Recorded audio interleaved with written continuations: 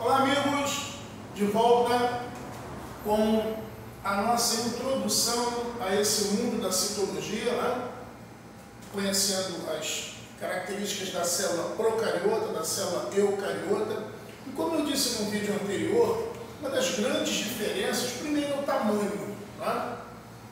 Depois a presença da carioteca e a ausência da carioteca nos procariotos, daí o nome procariota. Mas eu particularmente acho muito pobre eu resumir a diferença entre procariotos e eucariotos a isso. Tamanho, presença ou ausência da carioteca.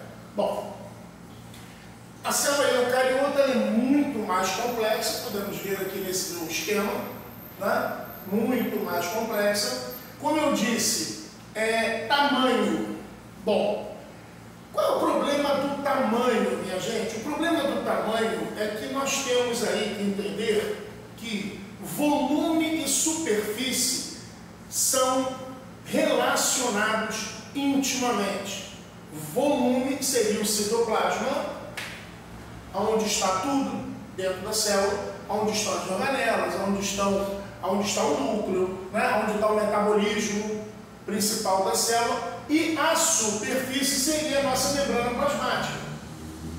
Nós temos que visualizar essa célula como se fosse uma bola. Nós temos que visualizá-la tridimensionalmente. Aqui ela está em corte, né? Um corte coronal. Eu estou vendo, eu tirei a parte anterior, estou olhando para dentro dela.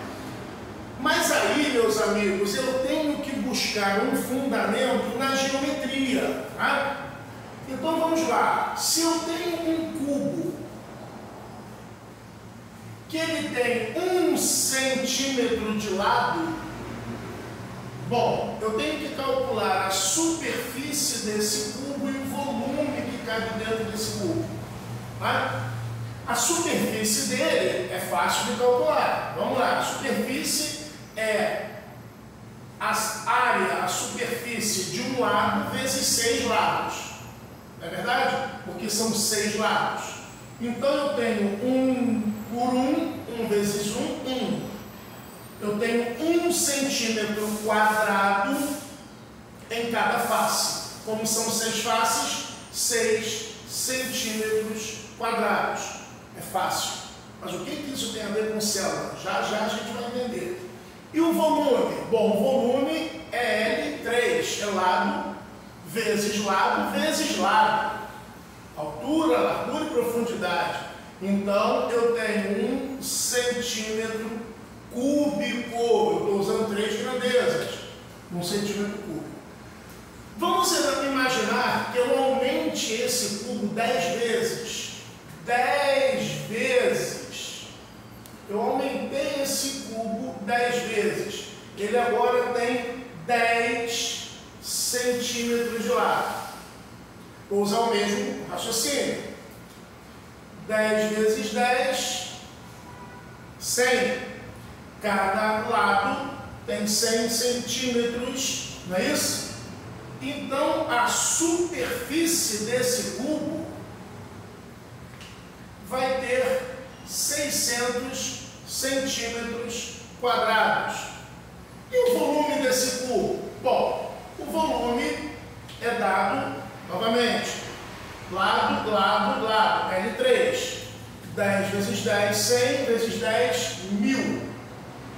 1000 centímetros cúbicos. E aí vocês estão se perguntando, qual é a relação disso com a célula? Pois bem, reparem vocês que se eu for comparar a superfície ao volume, nesse primeiro caso, eu percebo que a superfície é 6 vezes maior que o volume. 6 para 1, 6 vezes maior. Quando eu chego aqui e eu multipliquei por 10, a lógica me levaria a concluir que deveria haver a mesma proporção, né? 10 vezes maior. Ah, não. Reparem vocês que a superfície agora, ela ocupa pouco mais da metade do valor do volume. se a superfície tivesse encolhido em relação ao volume. Reparem vocês, quando um corpo cresce, as suas relações entre volume e superfície, elas crescem em razões diferentes. Superfície é a razão do quadrado, volume é a razão do cubo. Quando eu tenho um cubo maior, eu tenho menos superfície e mais volume relativo, um relativo ao outro. Lógico que aqui tem 600, aqui tem 6, aqui tem 1000, aqui tem 1. Mas quando eu comparo volume e superfície, eu percebo que quando um corpo cresce, a sua superfície relativa diminui. E aonde entra a célula nessa história? A membrana plasmática é a superfície de uma célula. E é por ela que as substâncias vão entrar ou sair. Tudo que a célula precisa para o seu metabolismo tem que atravessar pela membrana. Tudo que a célula não quer mais ou ela precisa eliminar por alguma outra razão, sai pela membrana. E quanto mais citoplasma ela tem, mais ela produz e mais ela necessita. E a superfície não atenderá a essa demanda. Vou fazer uma pausa aqui para uma brincadeira. O que dá mais trabalho para descascar? 1 quilo de batatinhas ou uma batata de 1 quilo? 1 quilo de batatinhas. Ah, mas não é tudo 1 quilo? Sim, é tudo 1 quilo. Mas as batatinhas por serem menores, quando um corpo é menor, ele tem superfície relativa ao volume maior. Então você tem mais casca para descascar. Uma batata maior, você tem menos casca para descascar. Vamos continuar no campo da batatinha? Vamos. O que cozinha mais rápido? 1 quilo de batatinhas ou uma batata de 1 quilo? Olha, o calor tem que atravessar isso para cozinhar isso.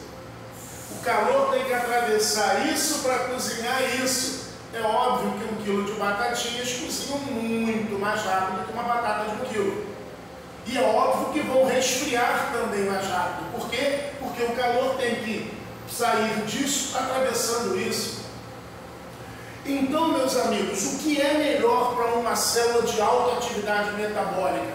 Ela ter mais volume ou mais superfície? Mais superfície. Mas como ter mais superfície sem aumentar o volume? Fácil. Pensem comigo. Quando eu dobro a membrana para dentro, formando o que nós vamos chamar a partir de agora de retículo endoplasmático,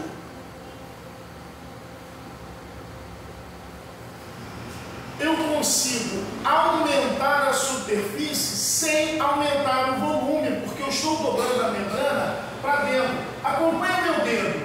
Isso é membrana, isso é membrana, isso é superfície, foi superfície. Quando eu chego aqui, ao invés de eu continuar para cá, não, eu vou dobrando, dobrando, dobrando, dobrando, dobrando, dobrando, dobrando. Aonde está meu dedo é fora da célula.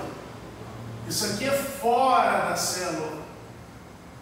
Mas a membrana ficou enorme. Se eu fosse esticar isso aqui, quase que o dobro da membrana só aqui. Então, a primeira função do retículo endoplasmático, seja ele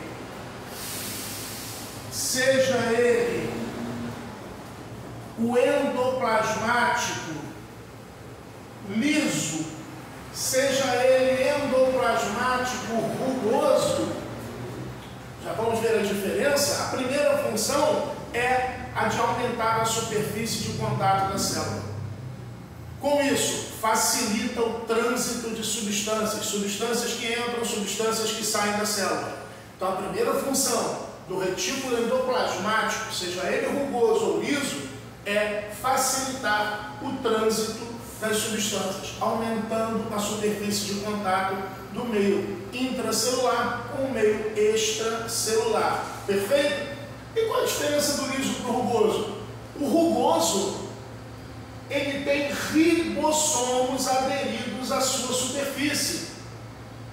Inclusive, muitos autores mais modernos chamam de rugoso ou granular.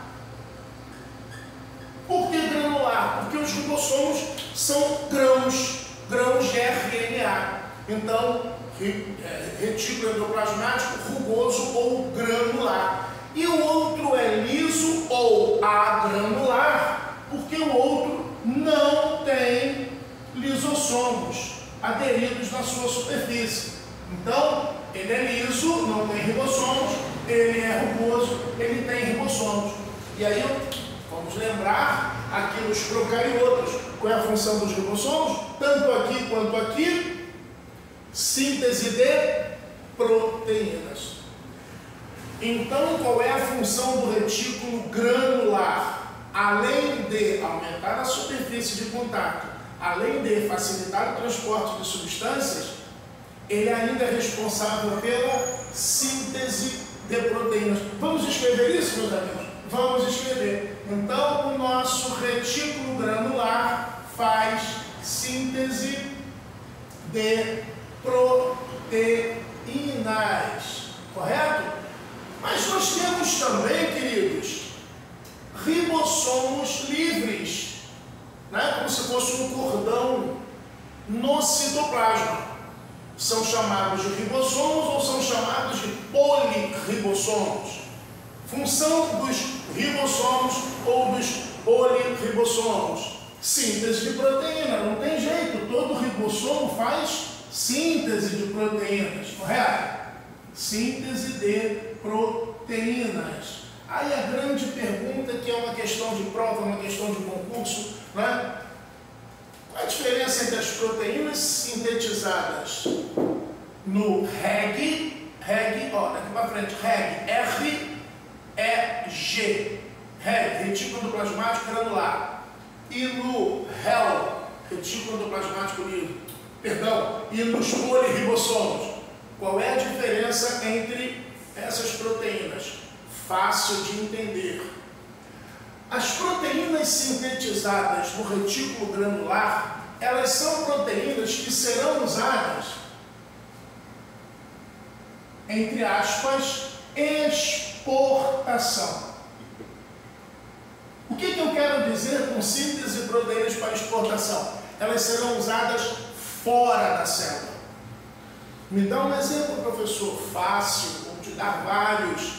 Eu tenho lá na tireoide uma glândula, que é uma glândula que produz um hormônio que é uma proteína. As células da tireoide produzem esse hormônio e jogam esse hormônio para a corrente sanguínea. Então essas células estão produzindo um hormônio que é uma proteína e esse hormônio é jogado na corrente sanguínea. Então esse hormônio é fabricado no retículo granular, correto? Todas as proteínas que serão usadas fora das células, sejam elas hormônios, sejam elas enzimas da digestão, né? Enzimas da digestão. Então eu tenho lá o pâncreas produzindo suco pancreático, a quimotripsina, a tripsina. Essas enzimas são fabricadas nas células do pâncreas e jogadas para fora e vão cair no duodeno, lá no intestino delgado. Essas enzimas são fabricadas no retículo endoplasmático granular ou rugoso. E os ribossomos livres do citoplasma vão sintetizar as proteínas de uso interno. Para uso interno. Tem isso? Claro que tem. O citoplasma é cheio de enzimas, de proteínas. O citoplasma é um coloide. Né? As enzimas que fazem a glicólise, que é a primeira fase da respiração celular, essas enzimas estão aqui. Então elas são fabricadas aqui. Enzimas que são usadas dentro da célula, proteínas que são usadas dentro da célula, são fabricadas nos polirribossomos. Proteínas que vão ser usadas fora das células, são fabricadas no retículo rugoso ou granular. Já já a gente volta com o término dessa visão das células. Ok, meus amigos? Até já. Grande abraço.